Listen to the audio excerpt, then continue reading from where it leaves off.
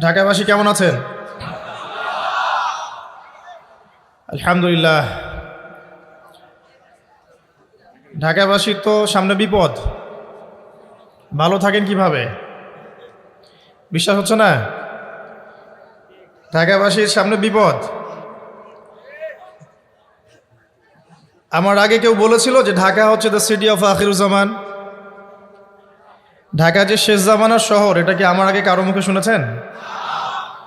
আচ্ছা, তো যখন আমরা ল্যান্ড করি ঢাকায়, তখন একটা পরিচিত দৃশ্য দেখা যায়। এই দৃশ্য বাংলাদেশের অন্য কোনো জায়গায় দেখা যায় না। সেটা হলো বাক্সে বাক্সে বন্দি জীবন। উঁচু উঁচু কিছু ইমারত দেখা যায়, ইট কাঠ পাথরের কিছু ইমারত, ছোট ছোট বাক্সের মতো, আকাশ থেকে বাক্সের মতো লাগে দেখতে।